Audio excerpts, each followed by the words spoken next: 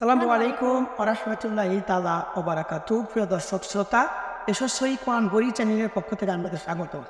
আসসালামু আলাইকুম ওরহমতুল্লাহ। প্রিয় দর্শক শ্রোতা, আজকে আমরা আলোচনা করব সূরা বাকারার 22 নম্বর আয়াতের পর থেকে 24 নম্বর আয়াত পর্যন্ত আজকে আমরা আলোচনা করব। তো কোথাও যাবেন না, আমাদের সঙ্গে থাকুন। বিসমিল্লাহির রহমানির রহিম। وَإِن كُنتُمْ فِي رَيْبٍ مِّمَّا نَزَّلْنَا عَلَى عَبْدِنَا, একটু খেয়াল করেন। এখানে ইন আছে, আমি বলছি ইং। কেন বললাম? নুন সাকিনের বামে কাপ অক্ষর আছে, এই জন্য এখানে ইকফার গুন্না হবে। এখানে ইকফা মানে গোপন করে পড়া, তাই এখানে ইন না বলে বলতে হবে ইং। ইংও হবে, আবার কিন্তু এক আলিফ গুন্নাও হবে। তাহলে বলবেন ওয়া ইং কুং। এখানে আবার নুন সাকিনের বামে তা অক্ষর আছে, এখানেও হবে ইকফা। তাই বলবেন কুং তুম, কুং তুম, এইভাবে বলবেন, তাহলে ঠিক হবে। ফি এক আলিফ টানবেন মাদে আসলির জন্য, জেরের বামে এসেন মাদে আসলির জন্য এক আলিফ টানবেন। ফি রয় বিম, এখানে দেখেন ঈদগমের গুণ্য হবে। এই যে এক্সট্রা জের বাদ গেল, একটা জের বাদ যাবে, যাই এই বাটা মিমের সঙ্গে লাগবে, এটা ঈদগম। নুন সিনেমা মিম অক্ষর আছে, এজন্য গুণ্যও করবেন। মিমের উপর তাজদিদ গুণ্য করা ওয়াজিব। এখানে বলবেন বিম মিম মা। এখানে বি মিমের সাথে লাগার পরে এক আলিফ গুণ্য করবেন, আবার মিম যে মিমের সঙ্গে লাগবে তখন এক আলিফ গুণ্য হবে, এবং মা এক আলিফ টান হবে। এটা মাদে আসলি, দুটা গুণ্য হবে, এক আলিফ টান হবে। এইভাবে বিম মিম মা। তারপরে বলবেন নাজ্জাল। এই যে নাজ্জাল না, এখানে না জবর খালিল এক আলিফ টানবেন, আর সব ঠিক আছে। আলা লা এক আলিফ টানবেন, আইনটা গলা চিপে আদায় করবেন। অব দিনা, অব গলা চিপে আদায় করবেন। অব, এখানে আবার বা সাকিনের কলকলা হবে, কলকলা করে আদায় করবেন। অব, এইভাবে অব দিনা। কলকলা বলতে প্রতিধ্বনি সৃষ্টি করা। না এক আলিফ টানবেন, এটা হলো কি না এক আলিফ টানবেন, এই জন্য মাদে আসলি জবরের বামে কি আছে? খালি আলিফ। আপনারা দেখতে পাচ্ছেন এখানে হবে ফা, সাজিদা হবে। এখানে হামজার উপর কি আছে? সাকিন আছে। এই হামজার উপর সাকিন থাকার কারণে আওয়াজ শক্তভাবে বন্ধ হবে, এটার নাম সাজিদা। বলবেন ফা তু। আবার এখানে এক আলিফ টানবেন। কেন টানবেন? মাদে আসলির জন্য এখানে এক আলিফ আপনাকে টানতে হবে। মাদে আসলির জন্য এক আলিফ টানবেন। এবার বলবেন বি। বি বলার পরে বলবেন সু, এক আলিফ টানবেন, পেশা পাবেন ওয়াসিন মাদে আসলি, এর জন্য এক আলিফ টানবেন। তারপরে বলবেন র তিম, এখানেও ঈদগম হবে। নুন সাকিনের ঈদগম, মিমে গুলো ঈদগম, এখানে গুণনা করবেন এক আলিফ। তিম একটা জের বাদ যাবে, তিম মিম। আবার তিম এক আলিফ গুণনা হবে, আবার মি নুন সাইন বাদ দিয়ে এই মিমক ধরবে। নুন সাইনের ঈদগম, মিমে করলো ঈদগম, এখানে আবার এই মিমের সাথে এই মিম লাগবে, এর জন্য গুণনা হবে তিম মিম মিথলি।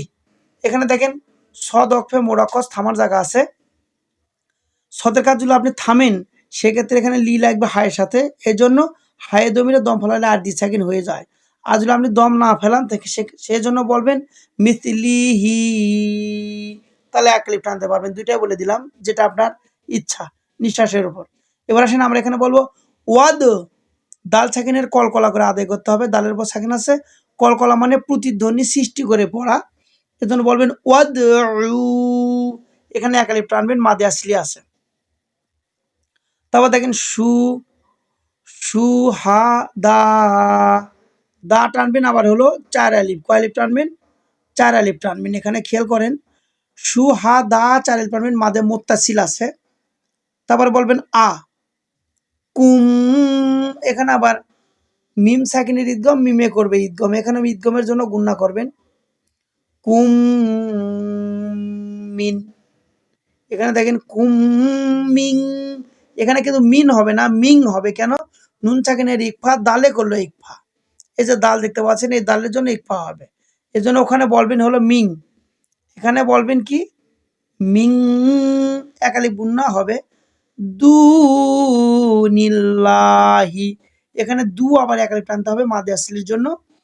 তারপরে বলবে নীল, এখানে নীল লাহি, লামে আল্লাহ ডাইনে জের আছে এজন্য বলবেন লা, নীল্লা নীল্লাহি এইভাবে। তারপর বলবেন ইং কুনতুম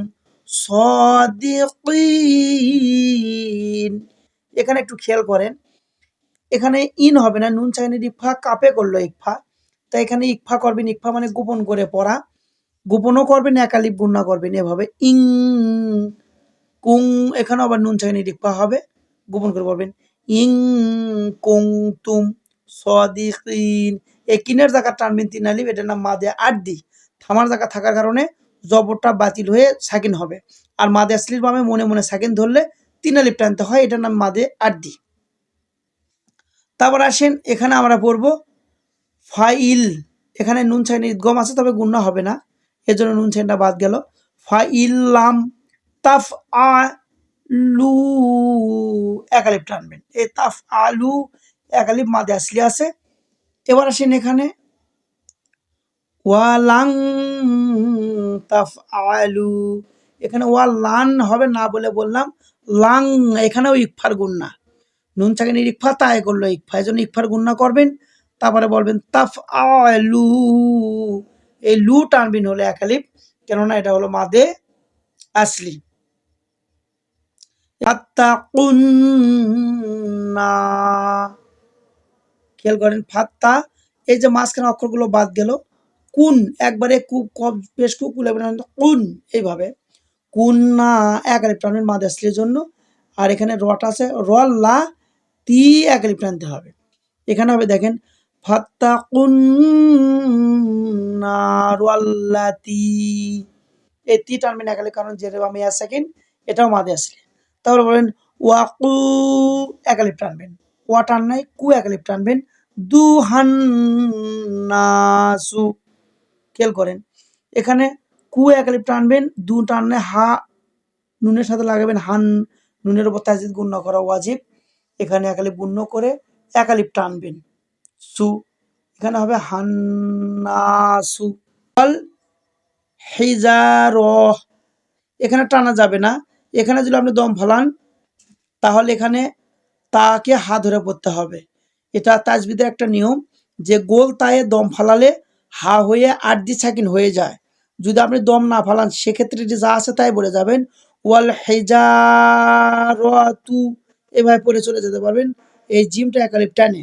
আর যখন দেখবেন আপনার নিঃশ্বাস নেই, থামতে হবে, বাধ্য হয়, তাহলে এখানে র লাগবে হাইয়ের সাথে, রহ এভাবে হবে ওয়াল হিজারহ,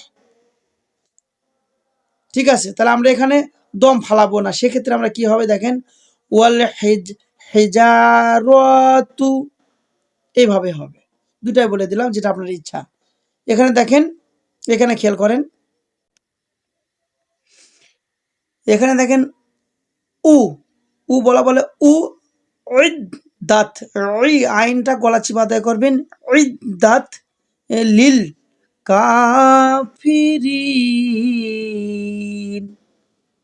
খেয়াল করেন এখানে, তাহলে এখানে আমি বললাম উ দাঁত লিল কাফিরিন, এই যে কা এক আলিফ টানবেন, এটা হলো মাদে আসলির জন্য এক আলিফ টানবেন, ফি রিন, এই যে রিন এখানে টানবেন হলো 3 আলিফ, মাদে আসলির বামে মনে মনে সাকিন দিলে সেখানে টানতে হয় 3 আলিফ, এটা মাদে আরদি, এর আগেও আলোচনা আমি করেছি। তাহলে আপনারা এখানে একটু খেয়াল করেন, এখান থেকে আমরা ক্লিয়ার হয়ে আসি একটু, দেখেন ওয়াকুদুহান নাসু ওয়াল হিজারাতু উইদ্দাত লিল কাফিরিন, সাদাকাল্লাহুল আযীম। প্রিয় দর্শক শ্রোতা, আজকে এ পর্যন্ত আমি জেনে দিলাম, তো এর ভিতরেও যদি কোনো জায়গায় বুঝতে সমস্যা হয় আমাদের কমেন্ট বক্সে জানাবেন। আর এই চ্যানেলের মাধ্যম দিয়ে আপনাদেরকে এই পবিত্র কোরআনুল কারীম আপনাদেরকে প্রত্যেকটা লাইন শুদ্ধ করে পড়ানো হবে, কোরআন শরীফ শুদ্ধ করে পড়তে পারেননি, আমি তাদের জন্য বলবো আপনারা যদি নিয়মিত ভিডিও দেখেন আস্তে আস্তে আপনারা পুরো কোরআন শরীফ শুদ্ধ করে পড়তে পারবেন। আর এই তাজবিদের নিয়ম কানুনগুলো জানতে আমাদের তাজবিদের একটা চ্যানেল আছে, সেটা ফলো করতে হবে। তো ভালো থাকুন। আসসালামু আলাইকুম ওয়া রাহমাতুল্লাহ।